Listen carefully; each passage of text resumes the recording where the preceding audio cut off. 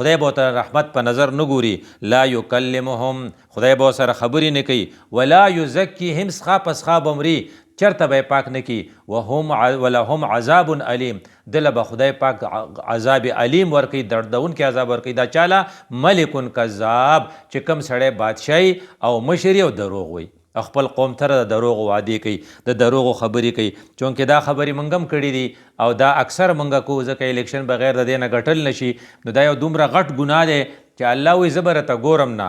الله وایي نور خلق به خو پاک کم، تاړو پاکېدو ته پرېږدم، نسخه پسخه به راځې. او الله وایي چې تاله به زه عذاب علیم هم در کوم. نو دا ډېر خطرناک ګناه دی او دا د الیکشن یو ضروري حصه ده چې اکثر خلق یې کوي. نو چې کوم موږ کړی په خپل عمل په خپله سوچ وکړو او الله ته توبه وباسو. یو بله خبره دا ده چې موږ وعده وکړو بیا یې ماتو.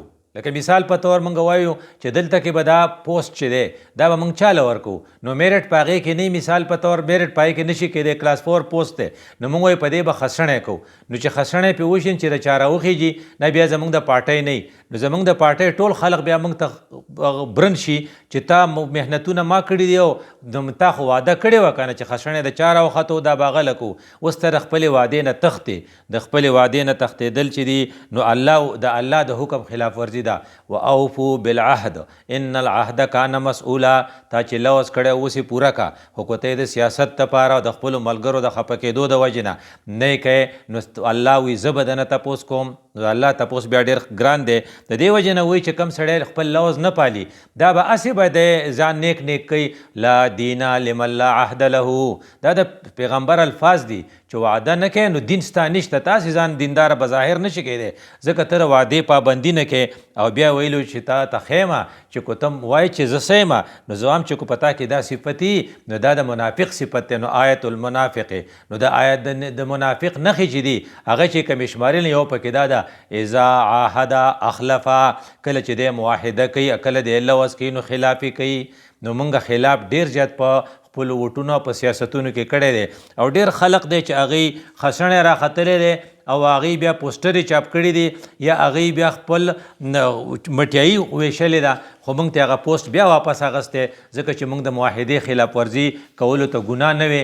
دا دومره عظیم ګناه دی چې الله وایي ستا دین بیا نشته. نو لا دین لمن لا عهد له، په دې باندې به م اعتراف کوو او د خپل الله نه به معافي غواړو.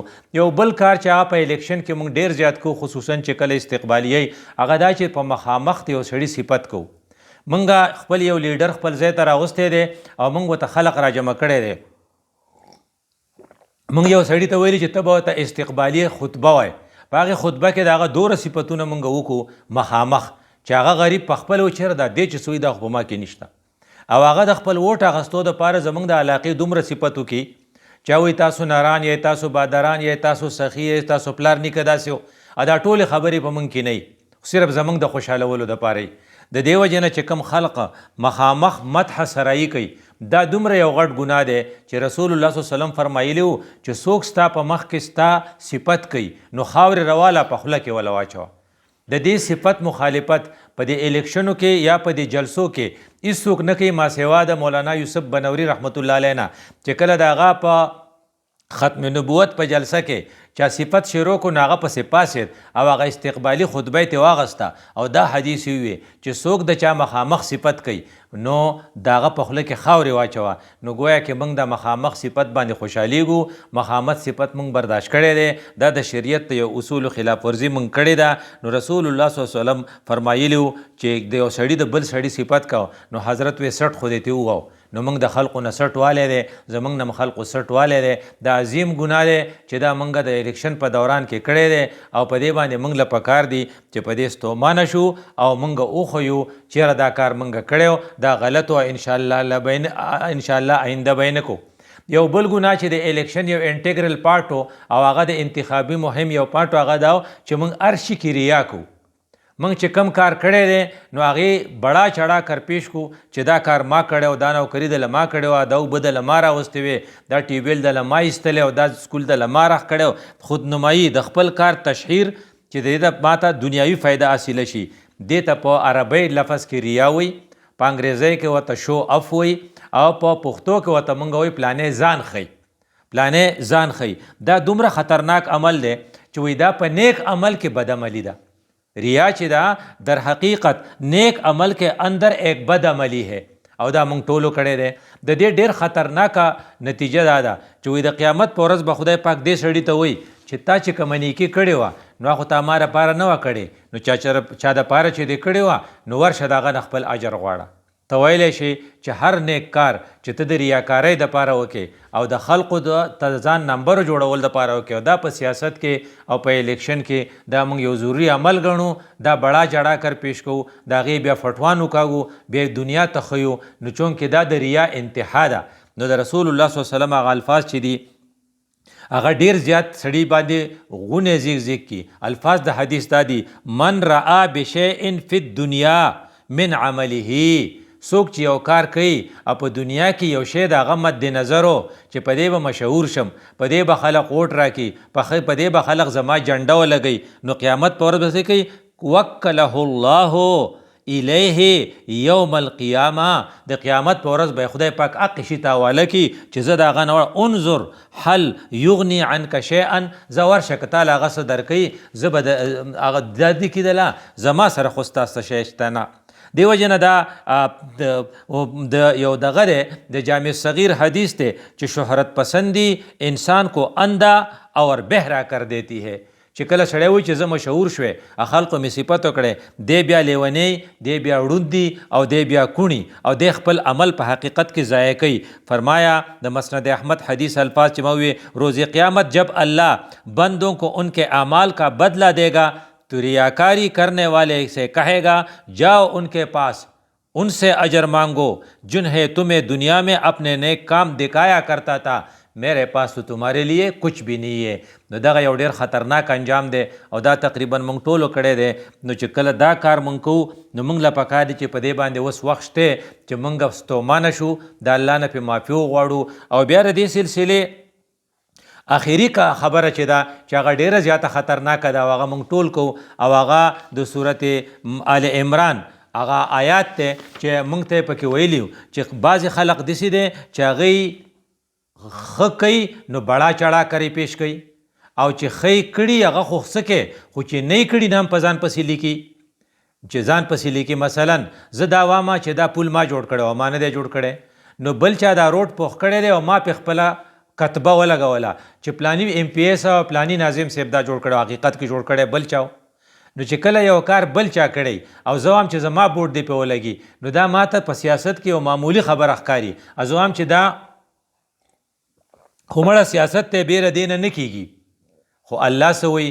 نو د صورت آل عمران 188 او 189 نمبر آیات ته او الفاظو ته ګورئ. لا تحسبن الذین یفرحون بما اتوا، کم خلق چې په خپلو کرتوتونو باندې ډیر خوشحالیږي. تو ګوره کم خلق چې اپنے کیے پر خوش ہیں او هغه په اس پر اتراتے ہیں او په هغې باندې اس پر اکڑتے ہیں، او بیا دا یو خو دی چې کار دې کړی دی جو کړی دی اوس ټوپونه وخې، نو مونږ پې ټوپونه وخل، خو که په دې صبر کړی وی نو شاید چې الله ماف کړی وي. خو دا بل ټکی ډېر خطرناک دی، ویحبون ان یحمدوا بما لم یفعلوا، او دام غواړي چې د هغې شي تعریف د دې وشي چې هغه دې کړی نه یي. دی نو تلی وایي زه تلی وم، د نه دی جوړ کړی وي ما جوړ کړی، د نو منظور کړی دی وي ما منظور کړی، په ځان پسې لیکي هغه خبرې چې هغه دی په ځان پسې لیکي. نو الله وایي فلا تحسبنهم بمفازة من العذاب، ته د ذهن نه دا وباسه چې ګینې دی به د عذاب نه خلاص شي. دا د خفګان او دا د عذاب او د الله د خفه کېدو یو انتهایی هغه سخت الفاظ دي. فلا تحسبنهم بمفازة من العذاب، ته دا خیال مه کوه چې په پردو منصوبو، په پردو پراجیکټس، په پردو کارونو باندې د خپل جنډه او خپل بورډ لګولی و، ته داسې خیال مه کوه چې دی به د عذاب نه خلاص شي. ولهم عذاب علیم، او د دې دپاره عذاب دردناک دی. دې وجه نه مفسرینو په دې باندې ډېر زیات زور لګولی دی. وہ چاہتے ہیں کہ ان کو اس کام کا کریڈٹ دیا جائے جو انہوں نے نہیں کیا ہے. وہ نجات اخروی سے بے فکر ہو کر زندگی گزارتے ہیں، اپنے گڑے ہوئے دین پر چلتے ہیں مگر اپنے کو دین خدا کا علم بردار سمجھتے ہیں. ځان له دنیا غواړي او د پاسې پې جنډه د آخرت لګولې ده چې دا د الله خبره ده، دا د رسول الله خبره ده او ته په دې باندې جنت ته لاړ شې، نور دغه غرض ځان لئ. نو ويحبون ان يحمدوا بما لم يفعلوا، چې کم کارونه نہیں کړي په هغې تعریف غواړي. وہ اپنی سرگرمیوں کو آخرت کا عنوان دیتے ہیں. دا موږ د آخرت دپاره کو. خود ساختہ سیاست کو خدائی سیاست کہتے ہیں. سیاست ځان له جوړ کړی دی، ووټونه ځان له ګټي، د ووټ د ګټلو دپاره هره ناروا جایز ګڼي او نوم وله څه ورکوي دا اسلامی سیاست دی، دا الله والا سیاست دی. جو اپنے دنیاوی کاروبار کو خدا اور رسول کا نام دے تو گمراہی پر ډټائی کرتے ہیں. یو خو گمراهي ده سړی نه پوهېږي، یو ډټائی ده چې سړی په خدای زړور شي، او څوک چې په خدای زړور شي د ده نه غټ بدقسمته سړی نہیں. اس بنا پر وہ اللہ کی پکڑ سے نہیں بچ سکتے. اور بل ځای کې لکھی اس میں ان لوگوں کے لیے سخت وعید ہے کہ جو چاہتے ہیں کہ ان کے کاتے میں وہ کارنامے بھی درج کیے جائیں جو انہوں نے نہیں کیے. کار تا کړی نه دی او ستا په کاته کې زه ولیکم او ته خوشحالېږي چې دا کارونه ما کړي، او بیا پې خپل بورډ هم لګې او بیا ځای په ځای زمانه صفت غواړې. دا سچل دے یہ بیماری جاہ پسند اور پروپگنڈے کے ذریعے بننے والے لیڈروں میں عام ہے. کم خلق چې د وحدے په بنیاد ځان لیډر کوي دا بیماری په دې کې ډیره ده. او آج کل کے سپاسنامے اس کے واضح مثال ہیں چې کله ته الیکشن کې سړی راوغواړې نو ته وایي چې دا دنیا کې نعوذ بالله خدای نه ده پیدا کړې، دا ده پیدا کړې ده. نو لا تحسبن الذین یفرحون بما اتوا ويحبون ان يحمدوا بما لم يفعلوا فلا تحسبنهم بمفازة من العذاب. د مزغونه دا خبره وکاږه چې کیندي به د عذاب نه بچ شي. ډیر تیز الفاظ دي او ورپسې څه وایي ولهم عذاب علیم. دې خلقو له به خدای پاک عذاب دردونکی ورکوي. وایي دا به څنګه ورکوي؟ نو ورپسې په بل آیات کې تا ته کلیر کوي، وایي دا ګوره وس ته هغه چلیږي ولله ملک السماوات والارض. بر او ښکته بادشاهي د هغه ده. نو که د برې نه پې عذاب راوستو که د ښکتې نه پې راوستو پې راوستی شي. ولې؟ والله علی کل شیء قدیر. الله په هر شي باندې قادر دی. نو زموږ د ننني درس خلاصه دا ده چې کوم منکرات و ارتکاب په الیکشن کې شوی دی په هغې الله خفه کیږي. موږ له پکار دي چې د ځان سره مخکې حساب وکړو، د دې نه مخکې چې الله زموږ سره حساب وکړي. د الله د حساب د اسانۍ دپاره موږ له خپل احتساب پکار دی او د خپل احتساب تقاضا دا ده چې موږ اعتراف وکړو چې دا کارونه منکرات و ارتکاب موږ کړی دی، موږ توبه وباسو او آینده د نه کولو دا وعده کو. اقول قولی هذا استغفر الله لي ولکم ولسائر المسلمین.